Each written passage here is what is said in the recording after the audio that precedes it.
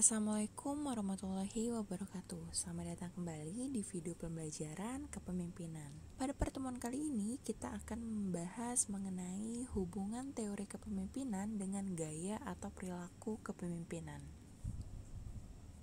Poin yang akan kita bahas, yang pertama, kepemimpinan yang berorientasi atau mementingkan tugas. Kemudian, kepemimpinan yang berorientasi atau mengutamakan hubungan. Yang ketiga, kepemimpinan berorientasi atau mementingkan hasil. Yang keempat, kepemimpinan yang berorientasi atau mengutamakan situasi dan kematangan anggota. Dan yang terakhir, kepemimpinan yang berorientasi pada peran manajer sebagai pemimpin.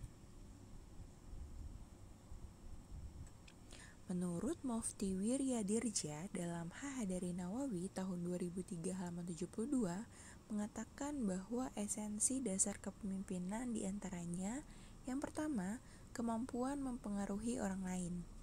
Yang kedua, adanya pengikut atau anggota organisasi yang dapat dipengaruhi melalui ajakan, bujukan, sugesti, perintah, saran, atau bentuk lainnya. Dan yang ketiga, adanya tujuan yang hendak dicapai. Kita akan masuk ke pembahasan kepemimpinan yang berorientasi atau mementingkan tugas. Kepemimpinan yang berorientasi atau mementingkan tugas. Yang pertama, mengutamakan efektivitas organisasi melalui pelaksanaan tugas atau pekerjaan secara tepat atau benar, tanpa membuat kesalahan. Dengan cara tersebut, teori ini berpendapat tujuan organisasi dapat dicapai secara maksimal.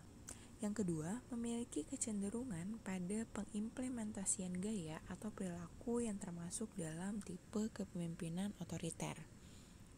Kecenderungan itu disebabkan oleh tuntutan ketepatan dalam melaksanakan tugas, yang berarti tidak memberi atau menutup peluang bagi anggota organisasi untuk menyampaikan inisiatif, kreativitas, pendapat, saran, inovasi, dan lain-lain mengenai cara melaksanakan tugas atau pekerjaan dan hasilnya yang dapat dicapai. Yang ketiga, pemimpin berasumsi bahwa tugas-tugas dan cara melaksanakannya yang sudah diatur dan ditetapkan tidak memerlukan partisipasi anggota organisasi untuk memperbaiki atau mengubahnya. Meskipun dengan maksud untuk meningkatkan efisiensi dan efektivitasnya dalam mencapai tujuan organisasi. Dengan melaksanakan tugas bagaimana telah diatur atau ditetapkan, pemimpin meyakini bahwa kepemimpinannya mampu mengefektifkan organisasi karena tujuannya akan tercapai secara optimal. Berdasarkan uraian-uraian ini, berarti kepemimpinan yang berorientasi pada tugas selaras dengan tipe kepemimpinan otoriter, karena memerlukan pengawasan yang ketat diiringi ancaman seperti hukuman atau sanksi untuk mencegah anggota organisasi tidak menjalankan tugas-tugasnya. Selanjutnya, kepemimpinan yang berorientasi atau mengutamakan hubungan. Kepemimpinan yang berorientasi atau mengutamakan hubungan.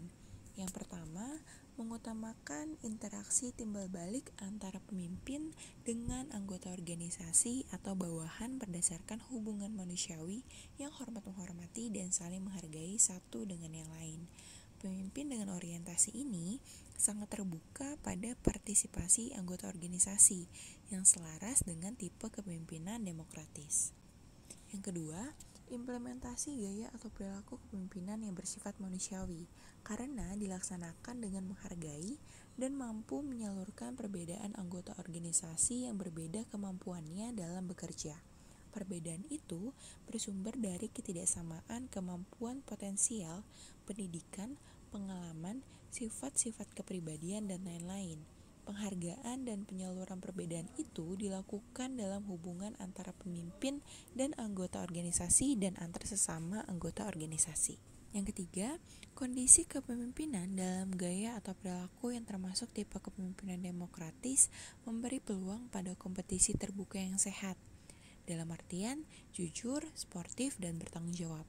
Dengan kata lain, kepemimpinan demokratis yang akan mengefektifkan organisasi untuk mencapai tujuannya secara maksimal yang dilakukan dengan mempartisipasikan setiap anggota organisasi untuk berprestasi sesuai kemampuan masing-masing. Yang ketiga, kepemimpinan berorientasi atau mementingkan hasil. Yang pertama, menuntut hasil kerja yang sesuai standar. Kepemimpinan dengan orientasi itu menuntut hasil kerja yang sesuai standar dari setiap anggota organisasinya yang akan berdampak pada hasil keseluruhan organisasi yang harus sesuai dengan tujuan yang hendak dicapai. Dengan demikian, berarti juga hasil yang dicapai setiap anggota organisasi harus merupakan bagian atau harus mendukung pencapaian tujuan dari organisasi itu. Dalam kondisi itu, pemimpin cenderung tidak mempersoalkan cara mencapai tujuan organisasi, antara lain apakah hasil kerja individual atau hasil kerja di dalam tim atau teamwork.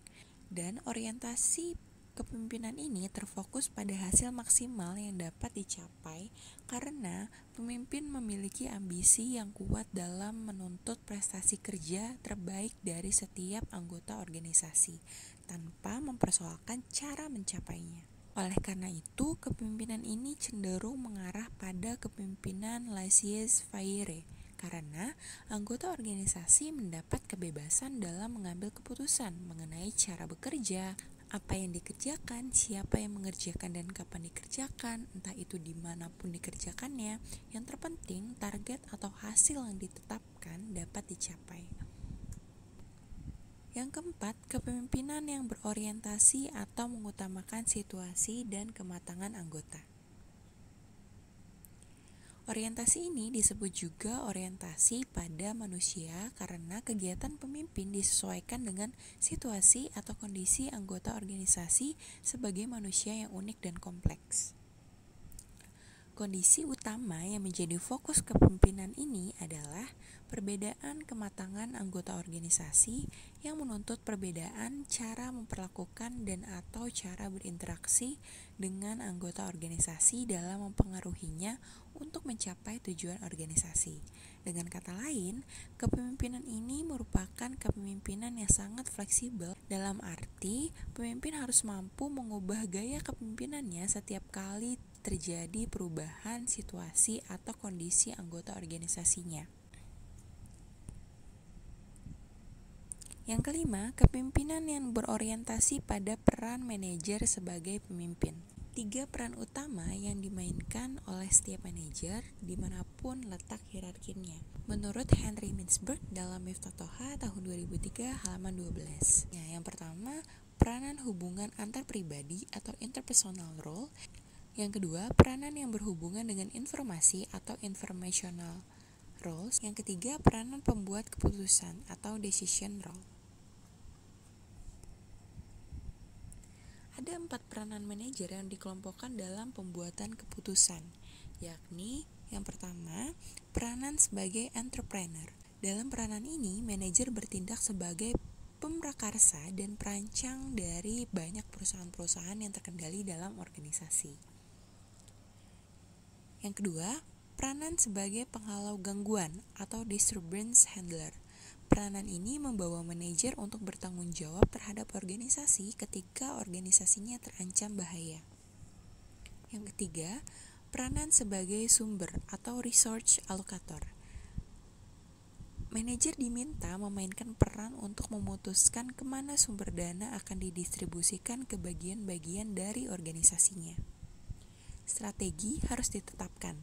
Pandangan-pandangan yang jauh dan positif harus dilihat oleh manajer, sehingga alokasi sumber dana dapat diberikan sebaik mungkin. Yang keempat, peranan sebagai negosiator. Peranan ini meminta kepada manajer untuk aktif berpartisipasi dalam arena negosiasi. Dari waktu ke waktu, organisasi akan mendapatkan dirinya selalu terlibat dalam kancah negosiasi ini dengan pihak-pihak lain di luar organisasinya. Dari semua uraian-uraian tadi, dapat jelas bahwa kepemimpinan berorientasi pada anggota organisasi menuntut pemimpin mampu mengenali secara baik kondisi kematangan anggota organisasinya dalam memecahkan masalah atau melaksanakan tugas pokoknya, yang mengharuskannya mengubah gaya atau perilaku kepemimpinannya setiap kali menghadapi kematangan anggota organisasi yang tidak sama. Dalam menghadapi anggota yang tingkat kematangannya tinggi, maka pemimpin dapat menggunakan gaya atau perilaku kepemimpinan yang termasuk tipe kepemimpinan demokratis. Sedangkan bagi pemimpin dalam menghadapi anggota organisasi yang kematangannya lebih dalam menyelesaikan masalah atau melaksanakan tugas pokoknya, mengharuskan pemimpin mengimplementasikan gaya atau perilaku yang termasuk tipe otoriter. Baik, demikianlah video pembelajaran pada pertemuan kali ini. Sampai bertemu di video pembelajaran selanjutnya. Terima kasih.